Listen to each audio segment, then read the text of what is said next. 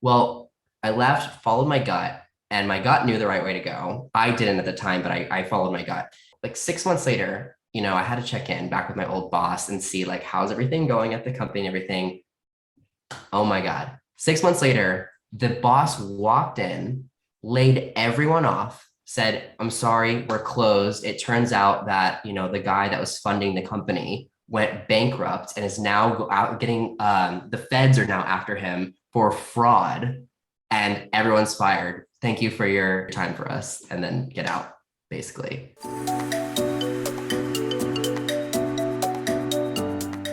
Hey, welcome to my channel. My name is Christy Yoder, host of the Master Delegator Podcast. The Master Delegator Podcast is for busy and overwhelmed entrepreneurs who want to learn how to become effective in the area of delegation and learn how to hire great virtual assistants to help them scale their business and have more time and freedom. If you are new to this channel, please consider subscribing and don't forget to click the notification bell so you get notified every time I post a new video. Alright, let's get started. Today, I have a guest joining me to share how he quickly scaled his agency to a multi-seven-figure business and how you can do the same. Tyler Narducci is a Florida-based entrepreneur in the digital marketing space. Starting his marketing career out in 2013, doing social strategy for a series of startup businesses, he quickly realized there was much more opportunity in starting his own.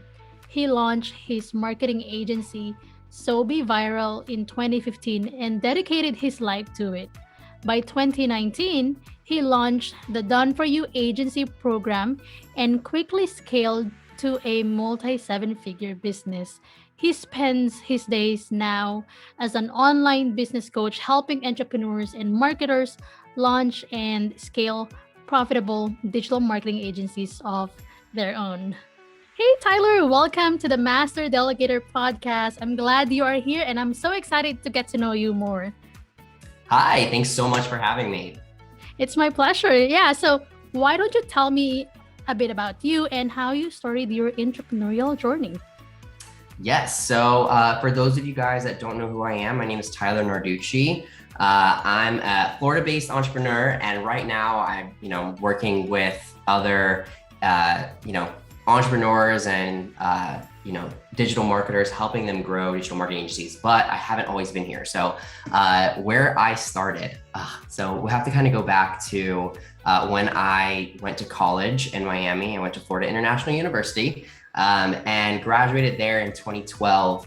And I really just had no clue what I wanted to do. I was one of those like psychology bachelor's degrees, and because I liked people, and I left there and I was a flight attendant for like 6 months. And at the same time, I was working at a bar because they had flexible hours. And I just wasn't making enough money and I wasn't in my zone of genius. And I knew that.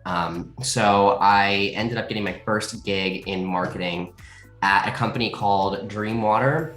And I was like the right-hand man of their marketing manager, who was also the co-founder of the company. It was very startup feel there. And after that, I worked at it was a sleep aid company. And then after that, I worked at an energy shot company, funny enough. And so I was doing marketing for both of those. But the common thing that I found in both of those gigs was I was super underpaid. Number one, I was like, seriously, like we're told we have to go to college and, get this big degree. And then we get out of college and I'm making like $30,000 a year. This is not happening, like not gonna work. So I knew I was being really severely underpaid. And I knew I knew in my core, in my gut, that I had so much more value to bring to the world. And I knew that I was not serving my purpose in these gigs. So what I decided to do was I knew that I wanted to start my own company, and I knew that I was good in marketing at that point. I knew that because they hired me because I was basically because I was young, like hire the young guy who can come in here and help us run social because we're all, 50 plus, we know we need social media, and let's just hire somebody young who knows how to do it, right? So I hopped on that bandwagon, and it turns out I took over their social media, was doing social media management for these startup companies, and their metrics were off the charts compared to only a few months earlier when they were paying like an $8K a month agency out of New York. And so they're looking at it and they're going, wow, here we have way better results from our in-house person, Tyler. And I saw that too. Thought maybe I would get, a raise or some kind of acknowledgement. Nothing. So I watched their results go up. I knew that I was worth something. And so I started my company on the side at that point. It was named SobeViral. At the time, I was living in Miami's South Beach. So that's where Sobe comes from. And then viral was kind of like the hot button word in 2014, 2015. Everyone wanted to go viral. So married those two words, launched my company, and I made it a goal at that point to just get, I wanted to make at least double my income in retainer clients that I had coming in my job at that time. And that really, that's not asking a lot because I wasn't getting paid that much at all. But I was able to do that and actually, a little bit more than that within 3 months of starting my company. And I went in and positioned them. I offered them to become my next client, and they said no, but I was prepared for that. They gave me an ultimatum. They said, you can stay with us and leave SobeViral behind, or you can, quit and go ahead and do your thing. So that was an easy decision for me. I quit that day, walked out, never looked back, and I've continued to grow to where I am today. Yay, freedom. Such a very nice story. And that's the reason why I always ask my guests of their background, their history, because we need to hear this kind of, story, because now you are a multi-7-figure agency owner, but people don't know, okay, how did he get there? What was he doing before? And personally, I'm also kind of curious about other people's story as well, because they inspire me. You don't have to have a lot of money when you start your own business. Most people, they just need to have a lot of courage, and they just need to take that leap of faith. And as you were sharing your story yesterday, so I follow Gary V on Instagram, and I'm sure you know Gary V, right? Yeah, of course. Yeah, I follow Gary V on Instagram, and then I saw a post of him. There was one person who asked him, so why do you think millennials, quit their jobs? And he said, it's not because they're lazy. It's not because they cannot commit. It's because they are very passionate. They are purposeful, and they know that they have options. And I'm like, yes, we have options. So it's kind of like what happened to you. You were bringing so much value to the previous company that you were employed at, and you were hoping for an increase in your salary, but that didn't happen. And so you knew that you had an option, and you knew that that you are passionate about something and you wanted to do that thing. And now you're here, and you're 100%. You have more freedom and flexibility now. Nobody's telling you what to do but yourself. Yeah, I think it's really important, for your listeners to hear that. I can almost guarantee that many of your listeners have a burning feeling deep within them that tells them that they're meant for so much more, and that they have so much more potential. And there are a lot of things that can hold us back from that, whether it's complacency, comfort, right? Something as little as health insurance. My mom, when I told her, I'm going to leave my job and go off and do my own thing, she was like, Tyler, you have health insurance right now with your job. Health insurance, it costs $300 a month, and, at the time when you're not making that much, that can seem like a lot, but it was an expense I'm well willing to go to pay out of my own pocket to make sure that I can, grow my own thing and have that independence. But there are a lot of things that hold us back from really following that gut feeling. And I can't say enough to your listeners that you have to follow that gut feeling, because that gut feeling, the intuition that is built into all of us, is literally telling you what you are supposed to do here on this planet in the short time that you were here. Right. Mm-hmm. And every time. It's never wrong. Mm-hmm. It's literally telling you your path. Yeah, I like that. And the desires that you have in your heart, it's there for a reason. 100%. Do you know the craziest thing? Like, I didn't even say that craziest part about the story. So I was scared to make this decision and leave my job, but I knew within me that it was the right thing to do. And so I did it. I got up to the, and pitched them to become my next client. They said no, gave me that ultimatum. And I chose to follow my dream with SobeViral and grow my business, right? Well, at the time, with that job, one of the things that they were telling me to stay was, we're all going to get stock options. I was at this company that was on the ground level of, what are they called? They're like, it's a powder that helps your gut, your microflora. I'm blanking on what it actually is right now, but it's, probiotics. Sorry. Probiotics. Yep. It was a probiotic company that was, they were super well funded by like this multi-millionaire, and we had just got into Target, just got into CVS, just got into Walgreens. Like, this company was going to blow up, and they were telling us that we're all going to get stock options. And imagine the people who got stock options in Facebook when Facebook started are like the janitor is now like a multi-millionaire, because you hear about these things of getting in on the ground level, right? Now, they never gave us these stock options, but they dangled it as a carrot to try and get people to, continue to devote their time and energy and everything, right? So I was just weighing the decision, like, if I leave now and then I fail, like, I left this rocket ship that I was sitting on that could have taken me so far, right? That's the other side of it that I left. Well, I left, followed my gut, and my gut knew the right way to go. I didn't at the time, but I followed my gut. 6 months later, I had to check in back with my old boss and see, like, how's everything going at the company and everything.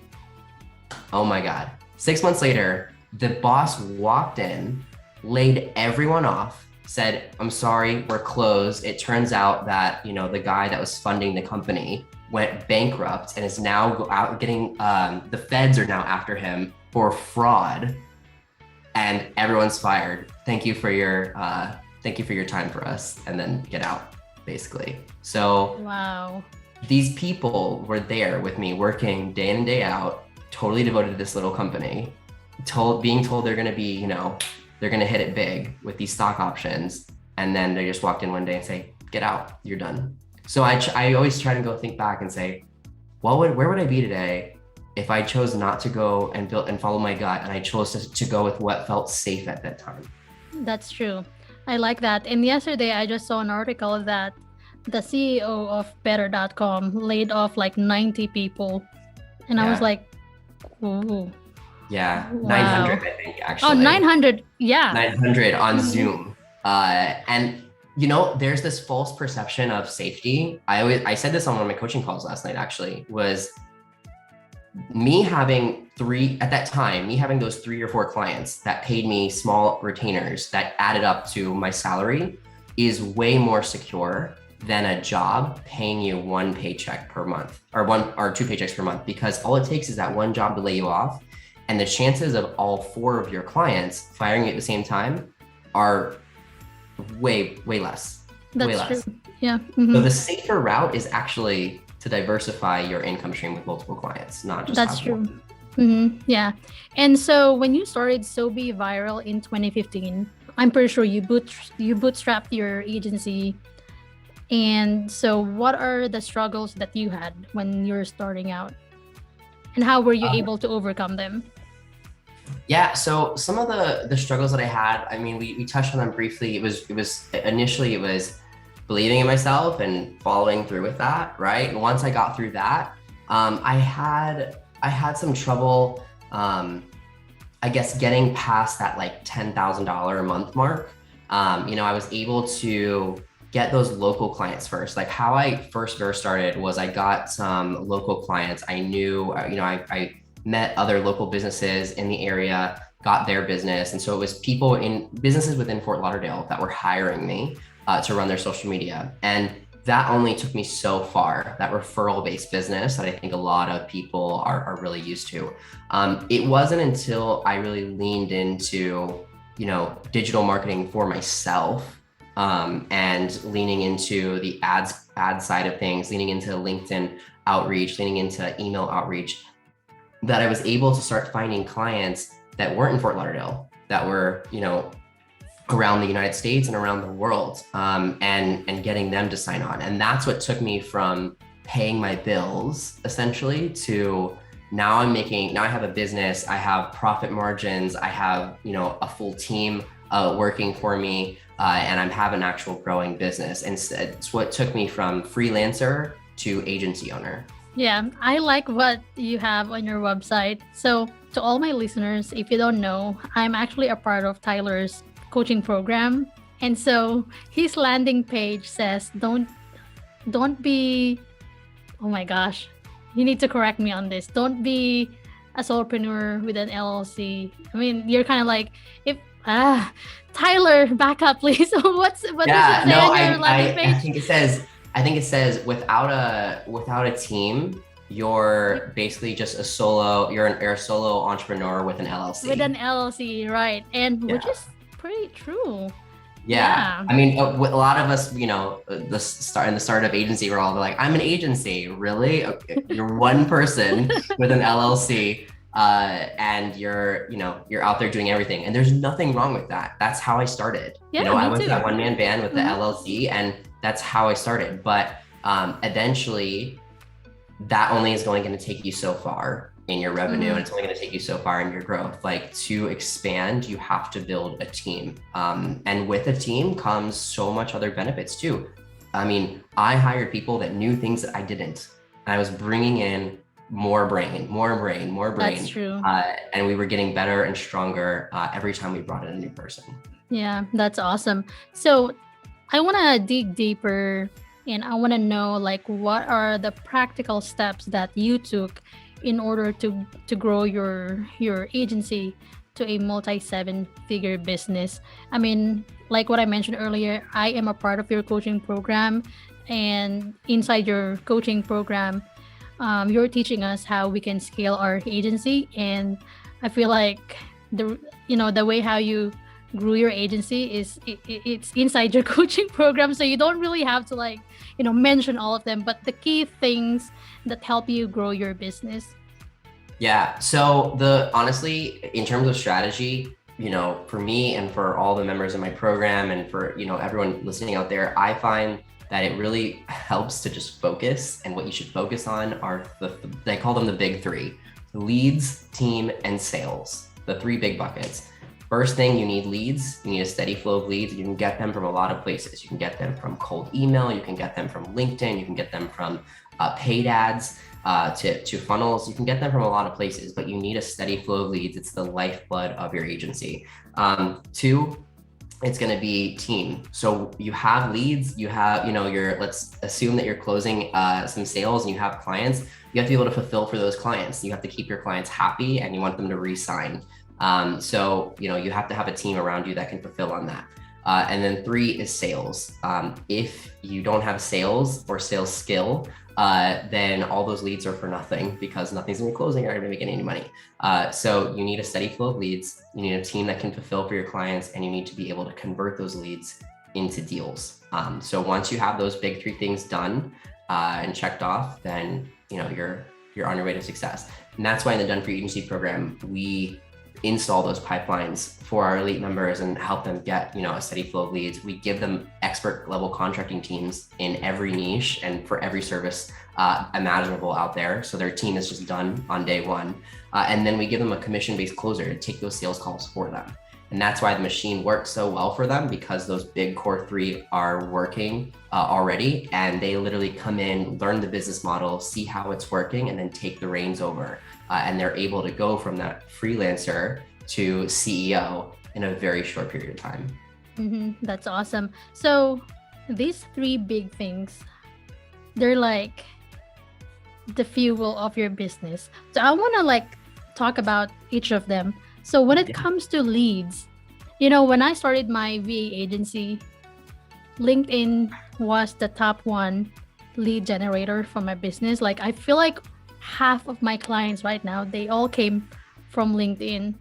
And now everything has changed, because a lot of salesperson and marketers, they are also using LinkedIn. So whenever you message someone to kind of build a relationship with them, they already know that, oh, you're just gonna say hi, hello, how are you? And then the following day, you're gonna pitch me your product. So is LinkedIn still the best source of leads? Or if it is, what is the next lead generation tool or platform that you can recommend to people who are listening to this podcast, especially marketers?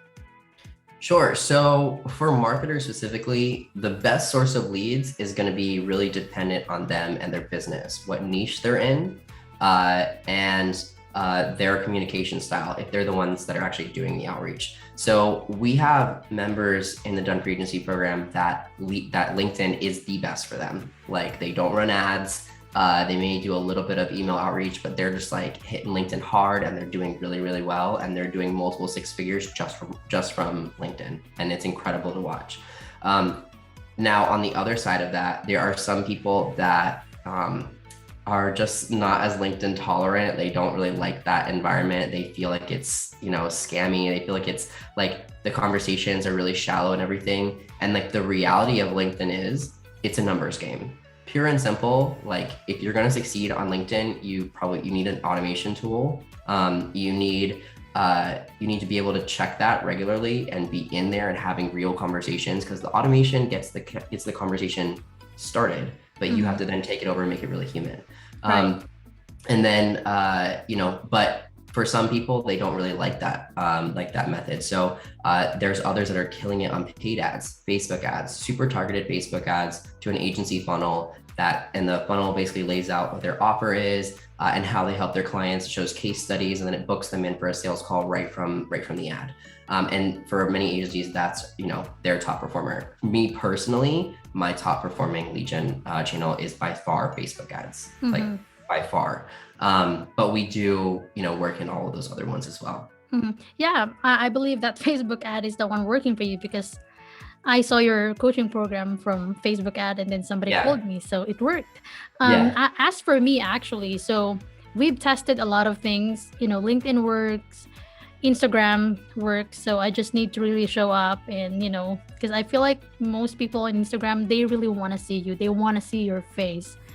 And the top one, like the most lead generator that we have right now is referrals from our clients, which is actually a good thing, because that tells us that our clients are satisfied and they are our like organic influencers. Like even if we're not telling them, hey, you have to like refer people to us or refer client and you're gonna get this. So this year we actually put a lot of effort into our referral marketing strategy so that our clients would be more enticed to refer other people to us, and also affiliate marketing. So yeah, I feel like it really depends on like what you mentioned. It depends on your business, your industry, what works for you, because it also depends where you are comfortable in. I think, in the lead gen space, like I said, it just really comes down to what is good for you and your business. And ultimately, like most things work. Like cold email works, cold calling works, Facebook ads work, LinkedIn outreach works. All of them work. It's just a matter of, are you willing to put in the work to make them work? Are you going to stick with them? Yeah. Are you going to be consistent? And which one do you like the most? Because that's where you're going to spend your time. That's true. Don't just rely on those, platforms to work for you. You have to put in the work as well. Okay, so let's talk about, having or building your own team. How do you think an entrepreneur or a solopreneur can find the right person to add to their team? Yeah, I mean, there are a lot of ways out there, but I am very preferential to one specific way. It's one I teach in my course, and I'm happy to share it here on the podcast as well. But Yay! I'm a big fan of Facebook and Facebook groups. There's a ton of talent waiting inside Facebook groups. You can find Facebook groups for Google marketers, for Facebook marketers, for LinkedIn marketers, for any type of digital marketer that you want to build your agency. There's a group specifically for those people where they're all hanging out and talking about talking shop, essentially, right? So in those groups, all you have to do is join them, put up a simple hiring post, and the secret isn't just hiring from within there, but it's actually having a system for your applications, because when I say this works, I'm not just overhyping it. Like, it works really well, and you need a system to handle all the applications because it works that well. So I give the members of the Done For Agency program what's called a contractor funnel. And it's a simple 2-page funnel. The first page is an application page, with a form built into it. The second page is a booking form. And essentially, you'll put up a hiring post. Let's say you're looking for a Google marketer. You can put up a hiring post within a Google marketing group and just say, I'm looking for a Google marketer to join our team. We have projects ready to go.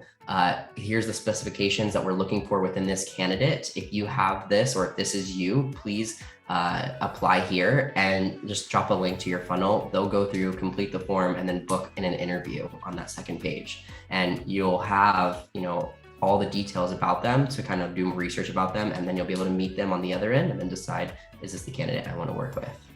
That's awesome. So that's for when you want to hire someone. How about when you need to fire someone, which is normal, right? Because when you hire someone, you don't really know their work ethics. You don't really know if they are the right fit for your business. So, but once you hire them and maybe train them and work with them for a few weeks or a couple of months, you realize that, oh, this person is not the right fit for my business. So how do you fire a person in a good way, in a loving way? I think it really comes down to the relationship that you build with your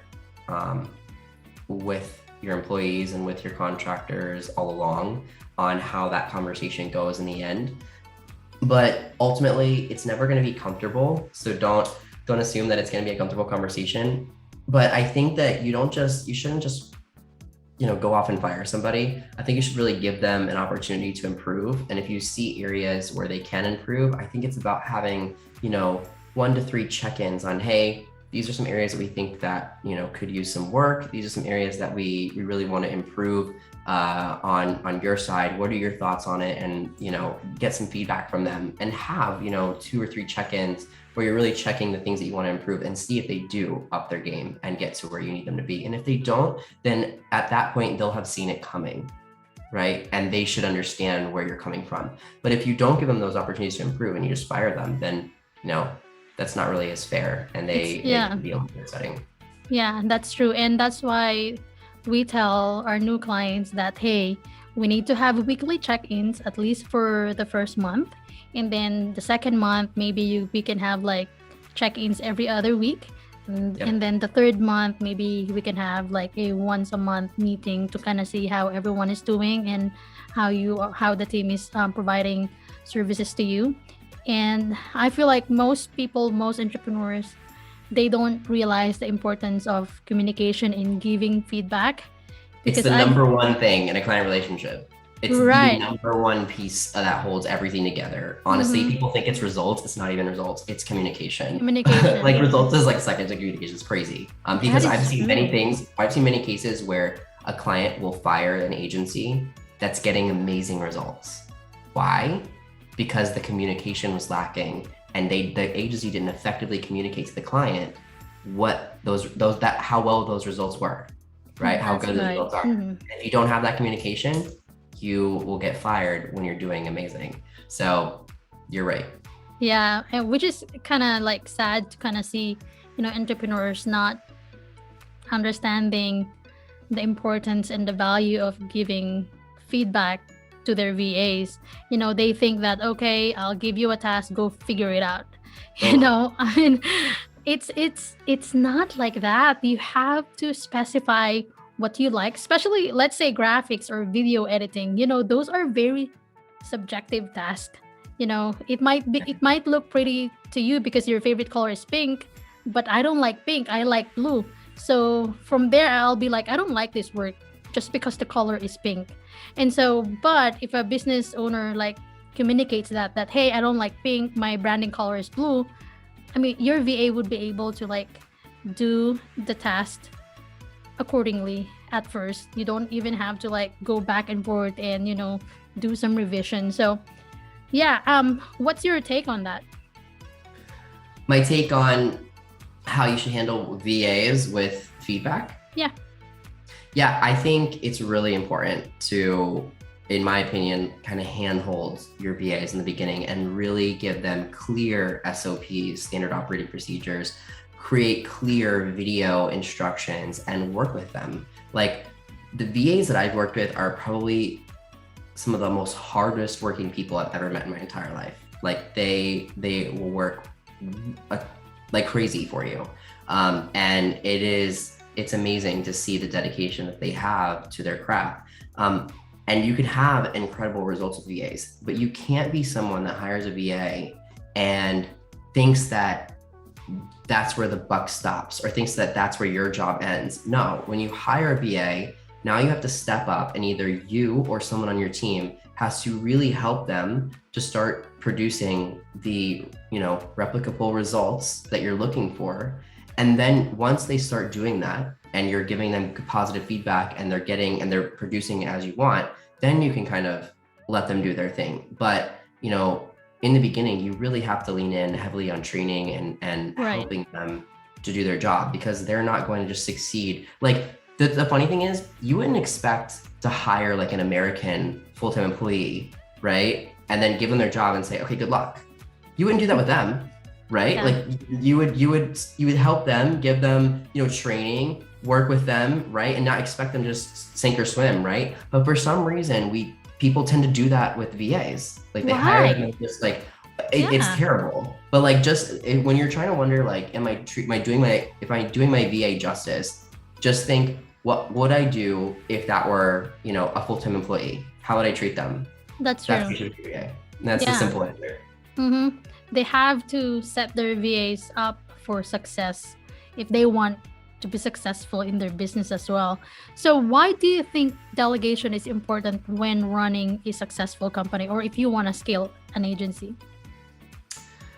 Well, it's important primarily because you're not going to scale without delegation. Like we talked about earlier, the one-man band with an LLC, that will take you, a good distance, but it will only take you so far. We only have 24 hours in a day for one person. And, I've seen some really lean, mean one-man bands, but at the end of the day, you're going to be capped in how much task you can bring on. If you're doing client work all day, you can't do any lead gen. You're definitely not going to be able to hop on sales calls, right? So you have to free up tasks for all those three things equally. And at a certain point, you're just going to break. And so you have to bring on more team if your goal is to proceed. And I do want to like give like an asterisk to this as well, though, because not everyone's goal is to just scale.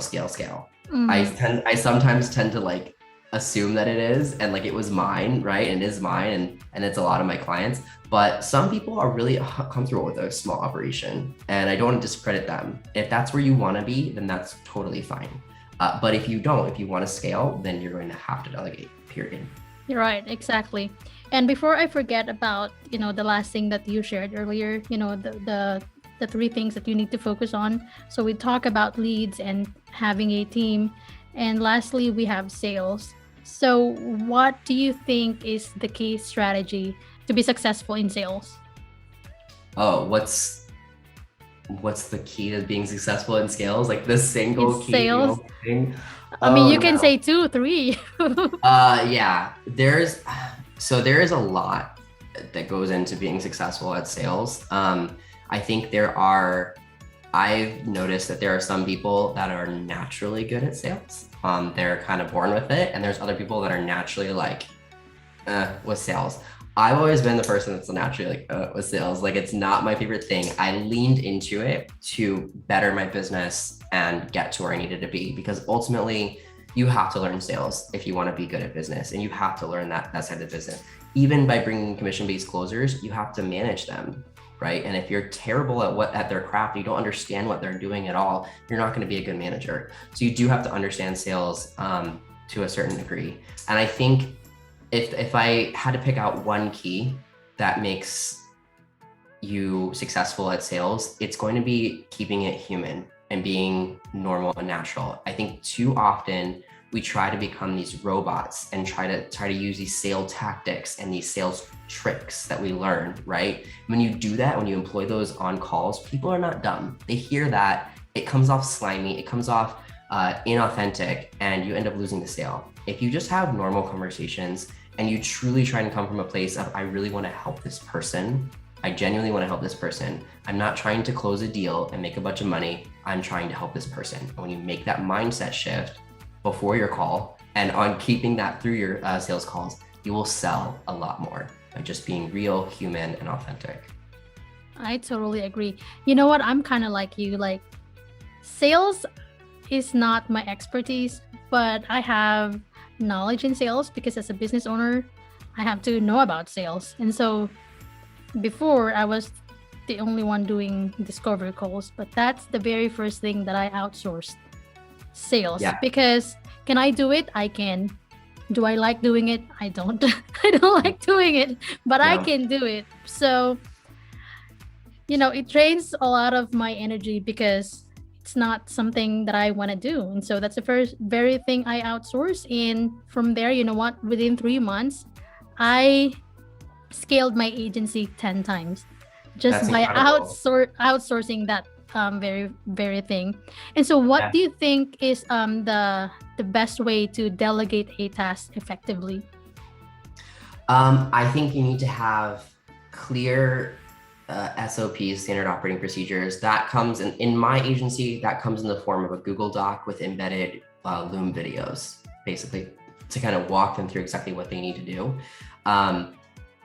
We'll take it back to the example of onboarding calls. So I used to do all of the onboarding calls for my elite clients, and it became very repetitive. What I did when I handed that task off was it took 2 or 3 of my best onboarding calls, and I gave those recordings over to my program manager, who now does that, and she now does onboardings way better than I ever did. Right. And so, she watched those recordings, she learned the process, she knew exactly the questions we needed to get answered so that we could get them properly onboarded. And then she took that, implemented that, and then she made it way better. Right. Then she added more questions, had added new things we needed to tell them ahead of time in the onboarding process. And, we got much better for it. So I think the best thing you need to do is be very clear, create video lessons to teach people, record yourself doing the task itself.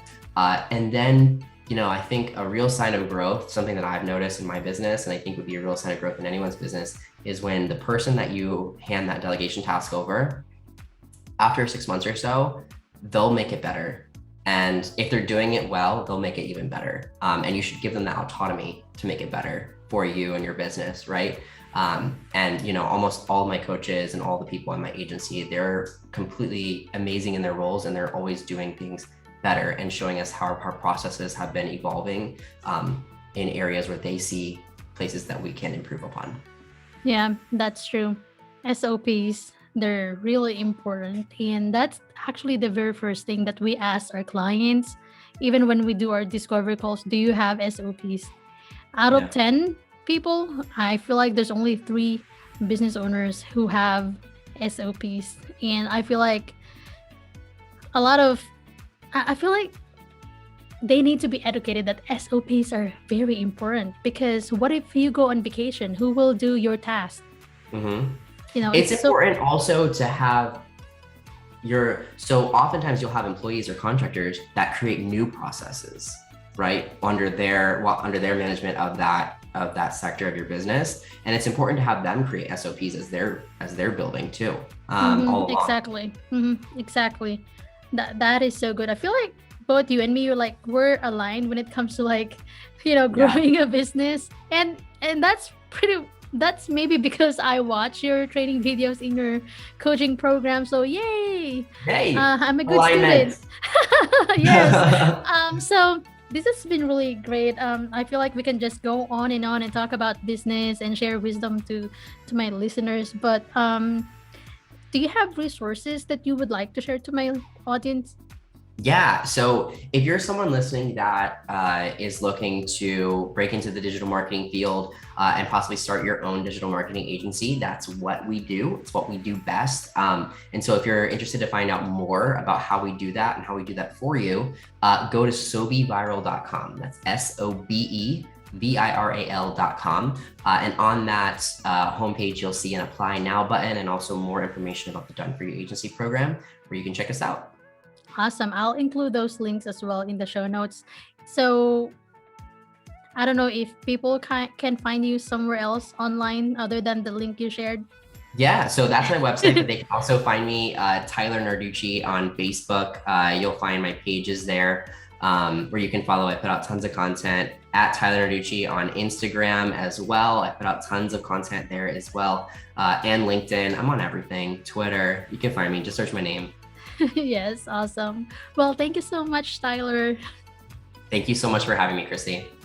Hey, thanks for watching. If you like this video and you want to listen to the full episode, please type in Master Delegator on Spotify, iTunes, and other podcast channels, or simply click the link in the description box below.